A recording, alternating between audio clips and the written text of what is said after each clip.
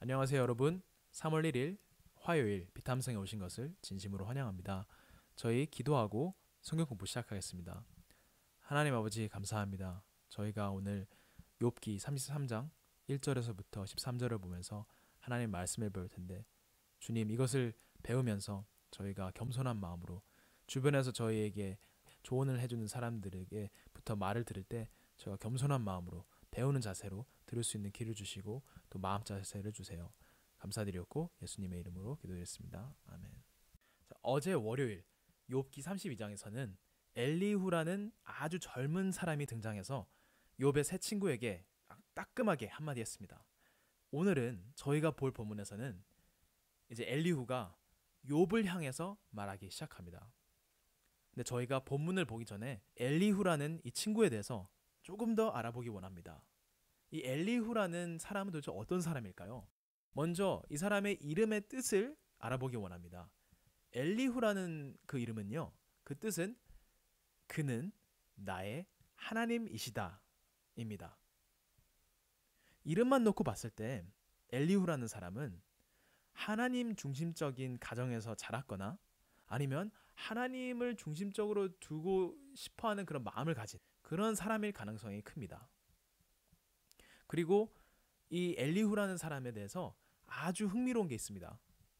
이미 욥기에 대해서 아시는 분들은 나중에 끝에 가서는 욥의 새 친구는 하나님께로부터 훈계를 받는다는 걸 이미 알고 계실 겁니다. 그런데 이 엘리후라는 친구는 하나님께서 언급하지도 않으시고 벌하지도 않으십니다.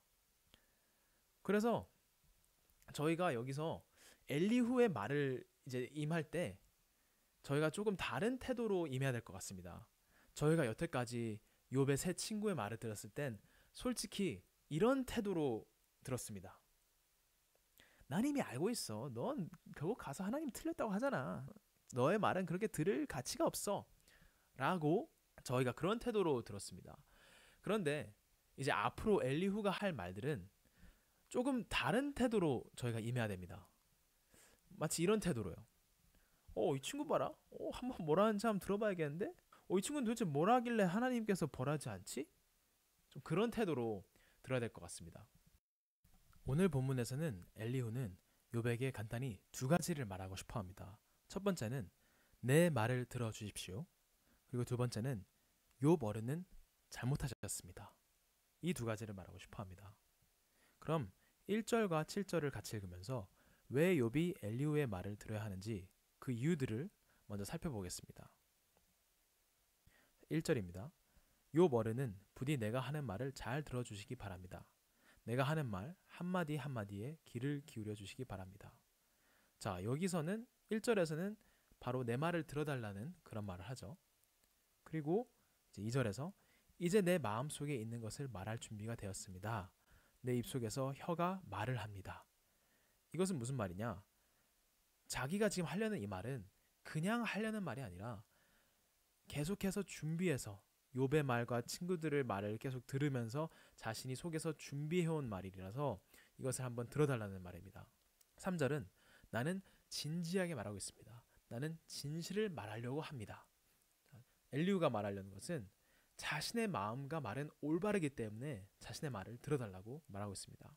4절 하나님의 영이 나를 만드시고 전능하신 분의 입김이 내게 생명을 주셨습니다.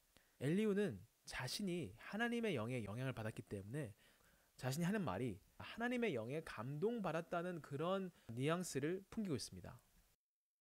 5절 대답하실 수 있으면 대답해 보시기 바랍니다. 토론할 준비를 하고 나서시기를 바랍니다.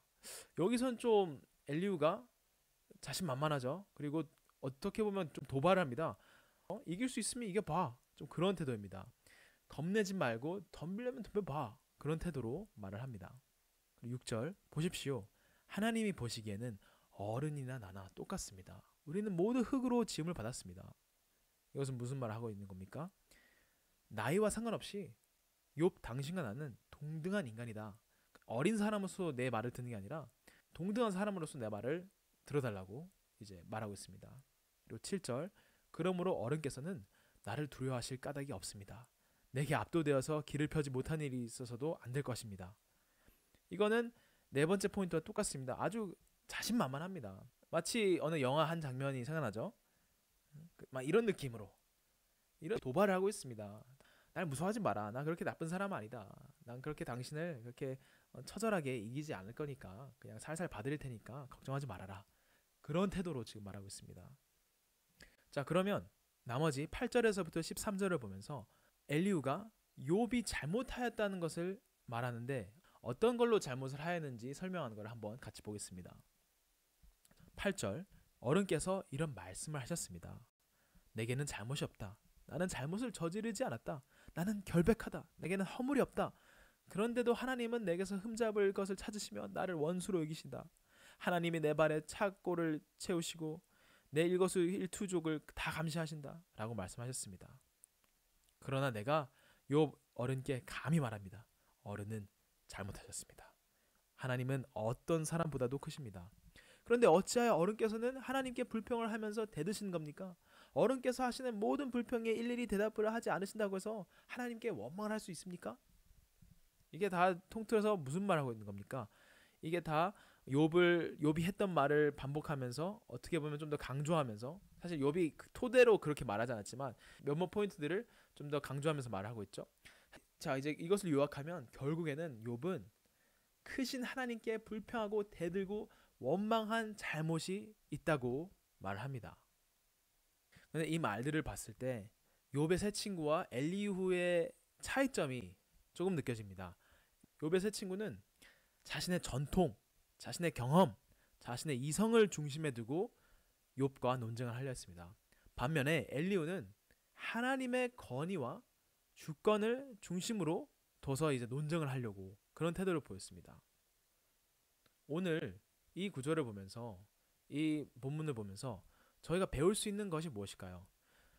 엘리후를 봤을 때는 엘리후는 욥보다 훨씬 어리고, 그리고 심지어 자신만만한 자세를 갖고 건방진 태도를 보였습니다. 도발을 하였습니다.